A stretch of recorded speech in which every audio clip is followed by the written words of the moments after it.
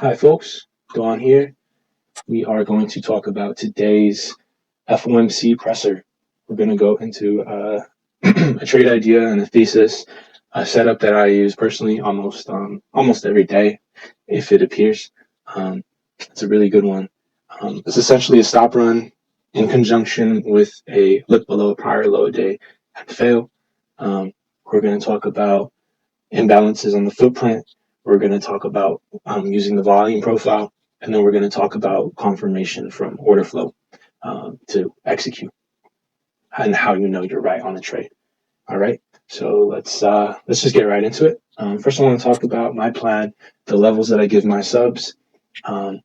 First off, we have the 45.75 level as my first target below 45.90.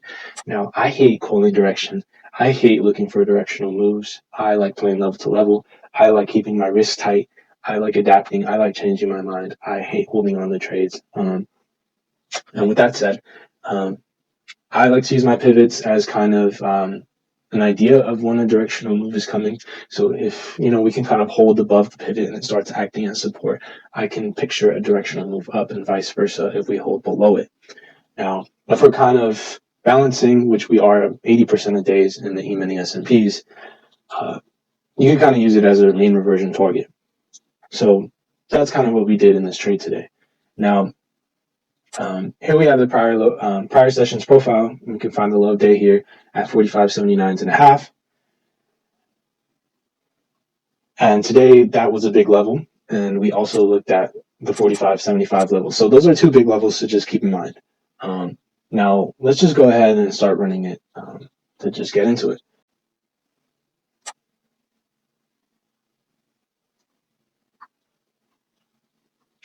All right, so on the left, we have a 30-minute footprint chart of the E-mini S&P.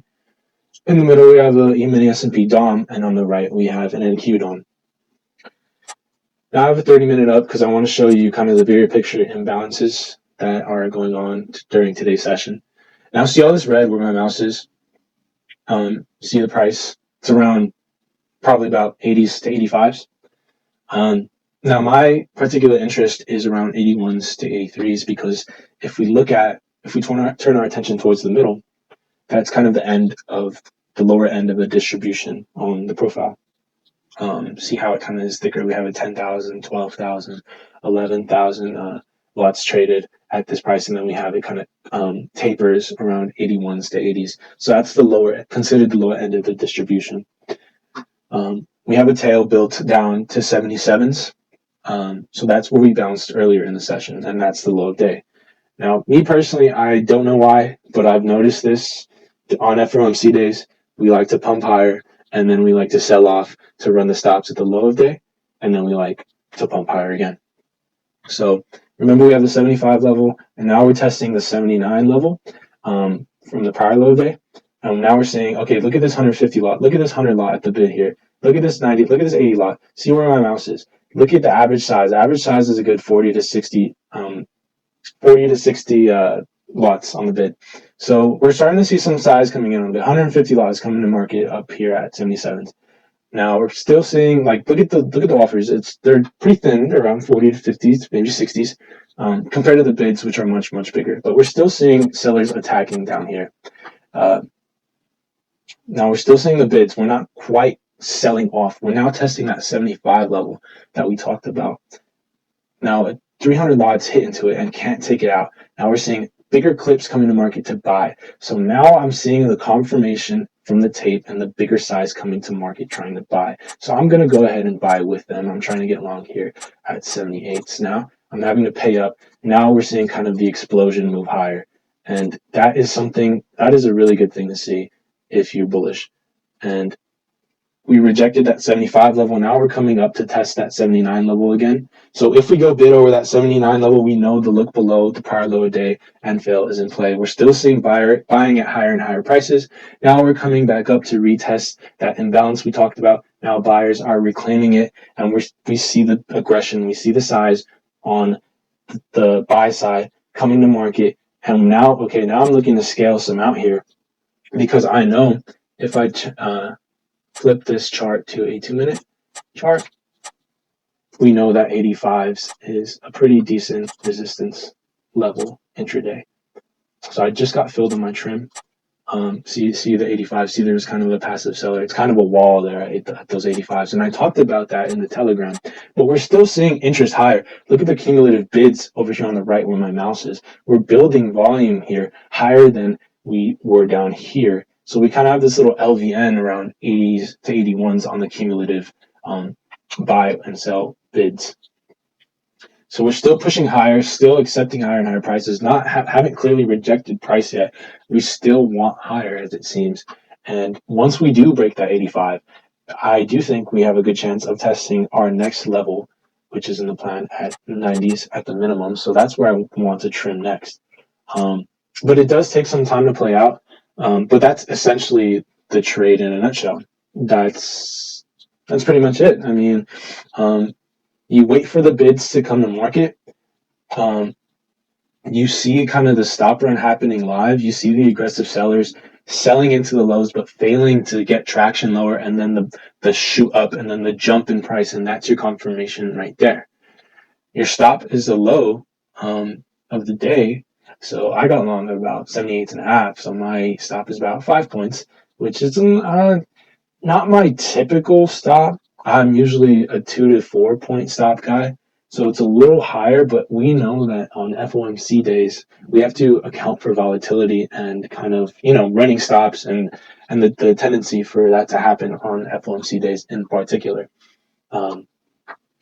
And of course, failure to build below 75s was going to target 90s anyway.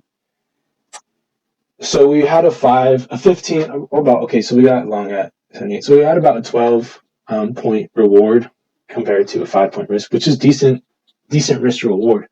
If you're right 50% of the time, that's going to make you money. That's going to make you a profitable trader. So you don't even have to be right most of the time. As long as you maintain that R to R, that's how you make money in this business. If you don't hold on to losers and you take profits where you're supposed to take profits, that's how you make money. That's the essence of this setup. I hope you guys enjoyed it. I also want to talk about how we saw that jump in delta here on the footprint here after we kind of had that little stop run. So that's, once you see that jump in delta, that's also how you know that this trade is on and it's confirmation that it's going to work. But ultimately, I mean, I jumped the gun a bit. When you buy at the imbalance, remember we talked about the kind of lower end of the distribution at 81s to 83s. I did buy at that area in the room, and I had my stop below 81s, and I did get stopped out, but I did re-enter here at 78s, as I mentioned, and I did have a new low day stop. And we eventually talked about, we also talked about breaking through 85 as being smooth sailing up. I think I said we closed near 90, but we did end up trading about 20 points higher into 98s, right around the close. And that was pretty much it, guys. I mean, if you are interested in joining my room, it's included with the plans. So you get the plans, you get the levels, and then you get the Telegram room in addition to that.